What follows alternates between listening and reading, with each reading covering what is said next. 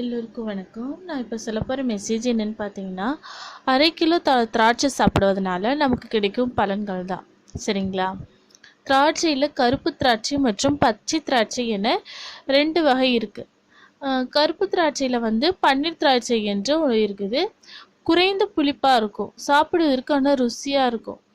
அதிக அளவு மருத்துவ குணம் கொண்டது இந்த பன்னீர் திராட்சை. சரிங்களா? 1/2 கிலோ அளவு கொண்ட திராட்சை பழத்தை சாப்பிடுவது என்பது ஒரு நேர உணவு சாப்பிட்றதுக்கு சமமாமா. ஒரு மனிதன் அப்படி 1/2 கிலோ பழத்தினை அப்படியே சாப்பிடுவது என்பது சிரமமான ஒரு காரியமாக இருக்கும். அதனால நம்ம இதை சாறு எடுத்து சாப்பிட்டால மிகுந்த பலன் கிடைக்கும்னு சொல்றாங்க. அப்படி சாறு எடுக்கும்போது கண்டிப்பாக மிக்சியில் அரைத்து சாறு எடுக்கக்கூடாதாமா.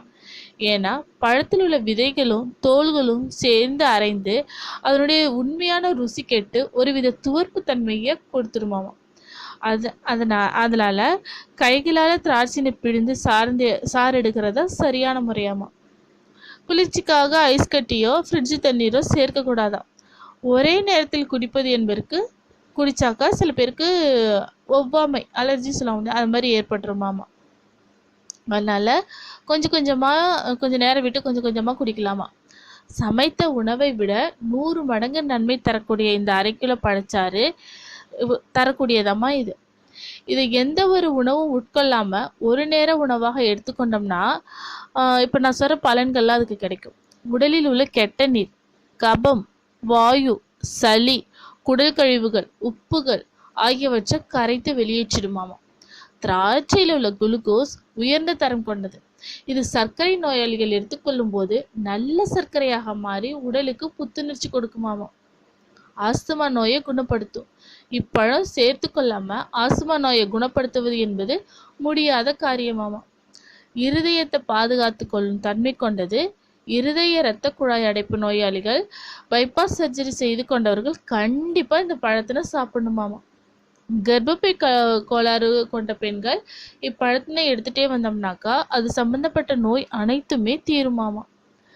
உடல் வளர்ச்சி குறைந்தவர்கள், உடல் பலகீனமா இருக்கிறவங்க, தோல் வியாதி, மூட்டு வலி, மூட்டு வீக்கம் ஆகிய பிரச்சனை கொண்டவங்க இதை தொடர்ந்து சாப்பிட்டு வர சீக்கிரமாவே நிவாரணம் அடையலாமா. உலர்ந்த திராட்சையும் நாம் பயன்படுத்தலாம். பல 100 ஆண்டுகளாகவே இந்த உலர் திராட்சையானது உணவுல பயன்படுத்தப்பட்டு வருது. நீண்ட தூரம் நம்ம பிரயாணம் செய்யும் போது பயணத்தின் போது இந்த உலர் திராட்சை சாப்பிட்டா ரொம்ப சோர்வில்லாம பயணம் செய்யலாமாமா. தேவையான சக்தியும் இதுல இருந்து நமக்கு கிடைக்குமா. சரிங்களா? இப்போ 1/2 கிலோ திராட்சை சாப்பிட்டா எவ்வளோ பலன் இருக்கு பார்த்தீங்களா?